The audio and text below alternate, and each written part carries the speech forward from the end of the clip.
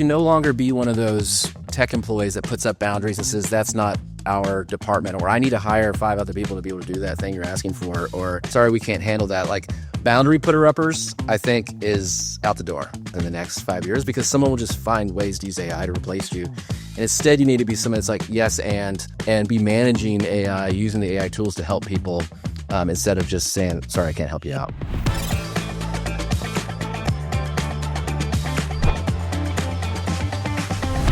Hey everyone, Matt Curl here with Apollo, and welcome to Rewiring Growth, a series where we pull back the curtain on how today's most promising startups are going to market in the age of AI. In this episode, I spoke with Jeff Hardison, CRO at Casemark. He told me AI is already beating him at outbound copy, and he's been doing this for almost 20 years. We also got into why he thinks people who say, that's not my department, aren't going to last very long, and how his team hooked Claude up to their CRM, support tools, and Apollo to surface tons of new insights on the fly. This show is brought to you by Apollo.io, the end-to-end AI sales platform built to help modern sales teams grow. Jeff owns sales, marketing, customer success, and support, and he thinks that's actually easier to run in the age of AI. Let's get into why. I would say that my career has been kind of either the first marketing sales hire in a smaller startup, or I've been joining as a vice president or something of a certain marketing discipline in bigger companies like Calendly, which I just came from. At Casemark, which is like an AI platform for both law firms as well as service providers such as court reporting firms, med record retrieval firms, etc. I am the head of sales, marketing, customer success, and support. And there's people that are on those teams that are reporting up to me. And so this is kind of more of an example of where I kind of help build the go-to-market function for a smaller company. Oh, amazing. That's a broader scope than most CROs. And that was going to be one of the questions I was going to go to is what flavor of CRO are you? But that's really, really interesting. You've got marketing, sales, post-sales, and support. So it's really the entire GTM OpEx line item effectively in aggregate. How has that been for you? You know, just sitting at that seat for the first time and able to see the whole aperture from pre-sale to post-sale. Yeah, it's a good question. I would say what has happened a couple times in my career is that I've been recruited to be the head of marketing for a startup. And then I join, and then serendipitously, the sales leader leaves, or they don't have one. Is it you, Jeff? And then the CEO will always ask me, hey, can you run sales as well? And there's been cases where they just didn't even have a sales leader yet. And they're like, hey, can you run sales as well? So it's usually been, I thought I was joining for a marketing role, and then I ended up running sales as well. And it just comes very naturally to me. And it is, I think, more challenging just in terms of having the time to run sales, marketing, customer success, support. A lot of people be like, no, I'd rather just focus. I find that it's easier for me just to run all three, because as long as someone will let me, because I can really connect the entire customer journey. I can think about, okay, what is the customer experience when they land on our website? Is it really easy to fill out that form? And then once they fill out the form, do we present the salesperson's schedule? And does that salesperson even have availability in their schedule? And then where is the data going to if they don't fill out the form, from a marketing ops perspective? And then once we bring on the customer, how are we messaging to them from a life cycle perspective? And then when support handles them, what's that experience like? And so now I can really just think about the entire experience and help the rest of the team who used to be siloed, maybe in other groups with different bosses, help them all work better together so we can just do the best thing for the customer and the company. Yeah, you have effectively set up a single author to the growth story and a single author to the customer journey. And I know that comes with a lot of pressure and stress as well. And I think to your point about time and how to get all the time to think about that, how has that been for your teams? Do you feel like you're really the one that's responsible for authoring that story end to end? And how do you approach that? It's unique. There are definitely people that are in the role that you're in, but oftentimes, as you know, a CRO is just sales leader with a more expansive title and maybe a slightly elongated scope, whereas you have really the entire customer journey is your responsibility. And how do you handle that? And how do you write that or author that journey? And how do you approach that? It's unique. It's different. Not a lot of people are in the seat that you're in. I oftentimes, I did this at Calendly. I've done this at other companies. I will literally draw out within Miro or something the customer journey as I imagine it. And I'll say okay, how do they find out about? So they land on our website? Do they go through channel partners? What is it? And then what do they do next? They sign up for free and they start going down another journey of freemium and credit card upsells and so forth. Or do they have to talk to sales? And if they are PLG, do they talk to, like, all of that kind of spider web of a journey? I like to draw it out. And that's just how, it's because it's how my brain works and how I like to approach working for a technology company is, what is the journey the customer's going on with us? How can we sell to them, engage with them? And what are the metrics along the way that we need to think about? And so I really just try to get the team to think about that. And I'm constantly showing slides and visuals of it and saying, okay, we've got salespeople that are going after users because we're a PLG business where you can sign up for free. At what point does it make sense? Let's all talk it out. Customer success, what do you think? Sales, what do you think? Marketing, what do you think? When should sales come in over the top and maybe talk to that account and try to get them on, say, like a sales-led enterprise plan? Or when should we just let them go and maybe support engages with them? Or what size company should support work with versus sales? And being able to do all that, like, I like to think it's more fun for the team and they get to learn a lot more about what it's like to be more of a company leader, helping the company do well versus my department doing well. What's fascinating is even internally, we're noticing with AI, disjointed systems, which is just one example of a symptom of the problem you're talking about, right? If you have a company where you've got a marketing leader and a sales leader and a success leader and a support leader, and they don't meet with one another and they don't talk and there's no person to orchestrate the entire journey, it's just a disjointed mess. And I think that's one of the key challenges with AI and where I'm seeing AI fail many businesses is that it needs context and it needs the continuity of a whole customer story to do anything really powerful. And what's fascinating is that your approach is actually generating, I think, a strong foundation for AI to come in and do some really innovative things for your business. You just brought up a point I never thought about, but I love, and that is maybe this is the best model or a more viable model in the age of AI. Because what you would oftentimes find is that a person owning marketing, sales, and customer experience, at some point that would kind of start to break down because the last 10 years, it was all about the one-on-one. So it was one-on-one meetings with maybe each manager in sales, each marketing manager, each customer experience manager. And then you don't have enough time with your one-on-ones and counseling and coaching everybody in order to seem credible, right? And really be able to show up with a lot of energy. And with AI, we now have smaller teams, arguably.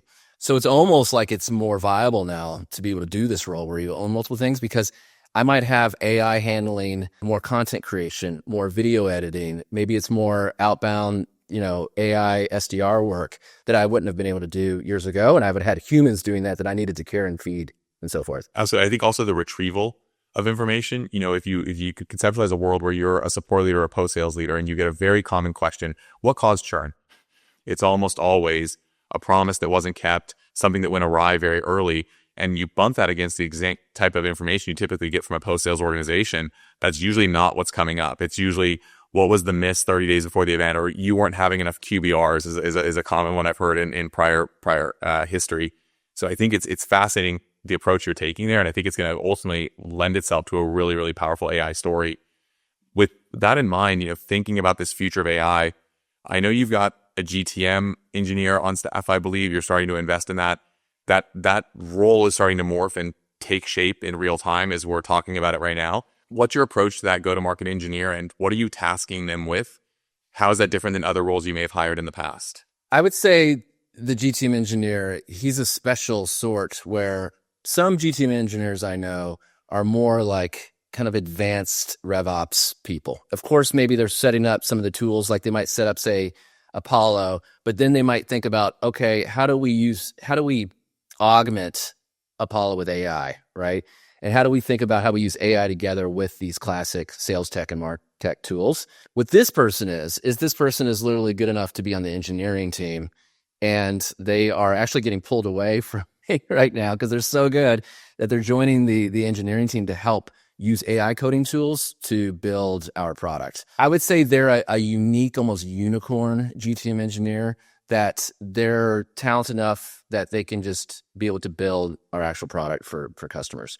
So for them, what was amazing is like they were constantly thinking about not only how do we use all the AI capabilities of the vendors we work with? Apollo has AI. There's other tools we use that have AI. How do we make sure we're using those? But how are we also building things with AI that we can use with our customers? For example, need an ROI calculator? Why aren't we in Claude right now just building in seconds an ROI calculator? And why don't we release it to our customers? So right now we're doing QBRs. We're testing the ROI calculator with our customers, getting feedback before we productize it and go live with it. Another example might be we actually took Claude and this was the GTM engineers' idea and their handiwork. We took Claude and connected it to the APIs of our customer support tool, our product data from Postgres, our CRM, and we even connected it to Apollo's API so that we can go into Claude and say, hey, can you tell me what our top 5 most engaged customers are right now that are on our credit card self-serve plans and they haven't spoken to sales in a month? We can go in and be able to see, have they engaged with Apollo emails? Have they, used the product lately? Did they actually not purchase from us? Did they purchase in the past and churned? All of that. And it's like that ability to not only build internal tools, but external tools, I think is like next level GTM engineer right now. Really cool. How much of that do you think is the demand as well on the type of business model that you have at Casemark?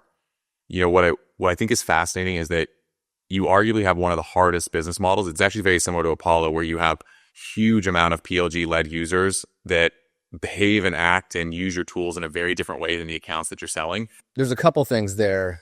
I think the hardest job to be in for a go-to-market employee, whether you're in sales, customer support, success, marketing, is the hybrid PLG, where it has the consumer motion, almost e-commerce motion, complemented by the sales-led and managed customer success, approach.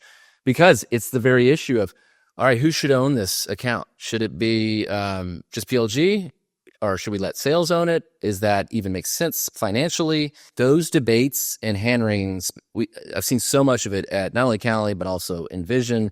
And at Casemark, it's a smaller issue for us because, like I tell the team, we're just one big family here. So all of us in go-to-market, we just need to let go of the ego and the silos and think, what is the best thing for the business, right? And so that might change quarter to quarter. So sales might own one type of account this quarter, but next quarter it might be customer success that owns it. It's another. I'm going to go back to the structural. It's another good advantage of the structural organization of your role. You can actually trade between these teams a lot more freely, I think, than the historical incumbent model. If you've got 4 leaders in the stack, it's a lot more difficult to do that. When you look ahead at the advances that are being made with AI and how they affect go-to-market teams, one interesting observation I would have is that support, seemingly at many companies I talk to, is way farther ahead. I see study after study, research proposal after research proposal, and it's true, of where support is often deflecting 50, 60, 70% of tickets at this point. And I try to think about other go-to-market teams, sales, post-sales, and I scratch my head for where is the definitive story, story company after company of where they've gotten 60, 70% more efficiency, or 60, 70% higher quota attainment per AE. How do you see that evolving? Maybe now that you own the support ecosystem as well, any thoughts or perspectives on that, especially with your background in leading different types of go-to-market teams? I agree with you. I think with support was definitely the front lines of embracing AI and really truly using it to, enact business change. We use AI to do a lot of our chat with customers, and it's gotten so much better than it was 2-3 years ago. I like to do things that don't scale, where I'll go in and look at how the support AI agent is handling these interactions, and I'm very impressed, right, today in 2025 versus 2024 even. And you're right. I think most support organizations I know are using AI. Where's the SDR equivalent of that? You know what I mean? Where is the SDR, the AE equivalent of those types of tools? Or any thoughts on maybe why? I struggle to see some of them. I'm mostly asking this because I think you're seeing a broad aperture, I think, at the scope of role you have. I'm just curious if you have any thoughts on why that may or may not be. It certainly is not for a lack of people trying, or software or tools that are potentially available. I think it's getting there. One of the reasons might be that a lot of tech companies have placed a premium on new logos versus existing customers. And they've been willing to maybe give, not all companies, but give existing customers asking some support question, maybe not the best experience. So if the AI chatbot didn't answer questions just right, it's okay. They'll get over it, right? They're not going to churn tomorrow. And I think that has been the perception for a long time. And that we need to really have a great SDR experience, a really great outbound experience for these new logos, because new business is so important. But, in this current economy, I think we're starting to find that it's easier to hang on to existing customer and expand them than it is to go after that new logo sometimes. So I think you're going to start to see that, one, we might change our thoughts about it, but two, the tools are just getting better, I think, on the sales side around AI. Like, we're currently working to use agents to write the emails for us from an outbound perspective. And we have certain fields in this journey builder where it'll say like, okay, depending on what kind of law firm is this? Is this like a personal injury kind of law firm where they are going to be running lots of depositions and needing to summarize it? Okay, great fit. Let's really call that out in the email, and the AI will write the emails. And then what about, are they mentioning AI on their website? The agent can look at the website and see if they are like, hey, we know you're an AI first company, and then tailor the message accordingly.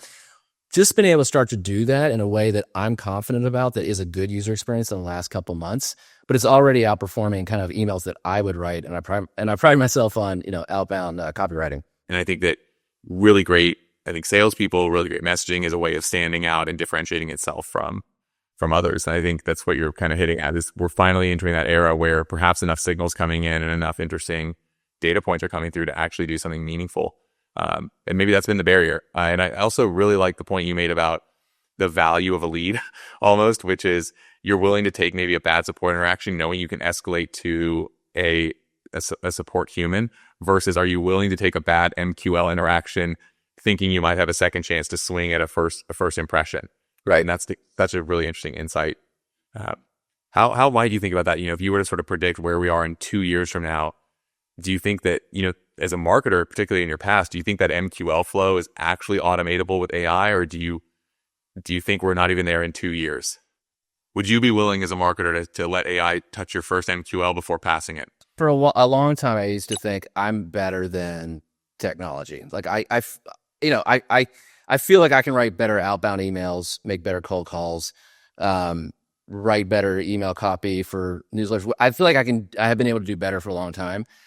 I am starting for the first time ever to feel like, oh my gosh, AI is really catching up to humans in terms of just even creativity.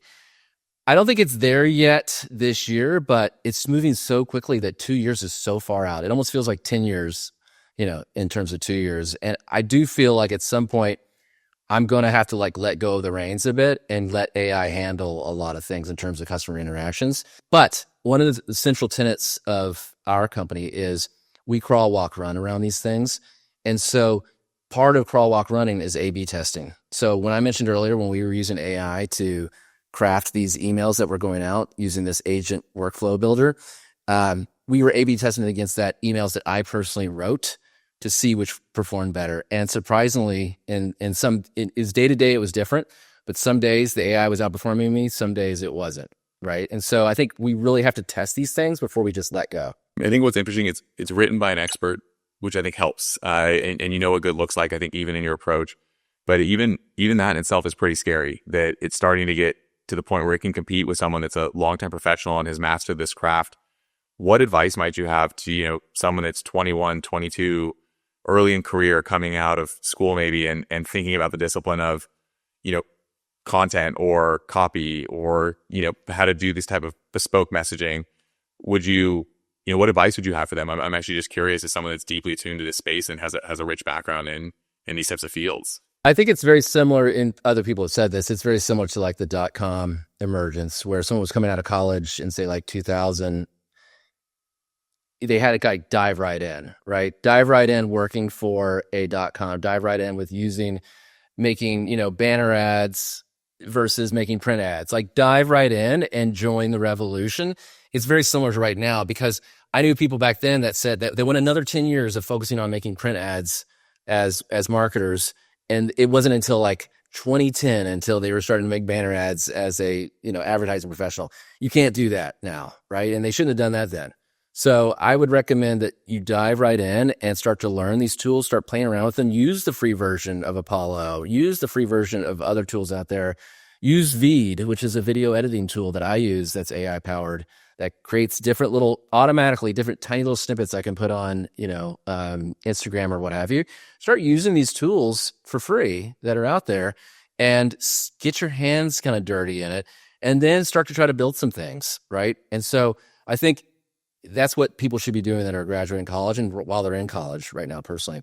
The other thing I say is also from a how you show up perspective. Right now, you can no longer be one of those tech employees that puts up boundaries and says, that's not our department, or I need to hire 5 other people to be able to do that thing you're asking for, or sorry, we can't handle that. Boundary putter-uppers, I think, is out the door in 2025 and the next 5 years, because someone will just find ways to use AI to replace you. And instead, you need to be someone that's yes, and be managing AI, using the AI tools to help people instead of just saying, sorry, I can't help you out. Thanks, Jeff. I think it's good, really good advice. Really, really good advice. Last question before we wrap.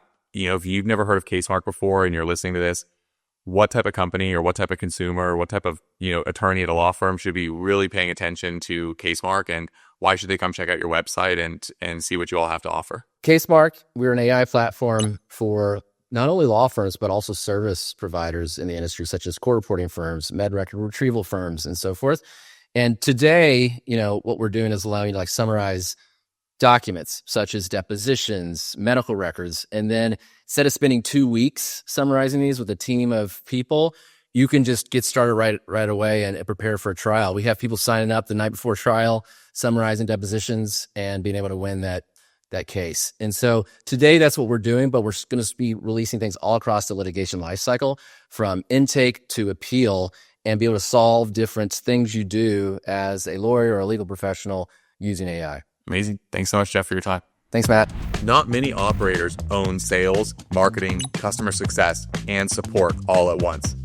And even fewer think that's actually the easier path. But Jeff does.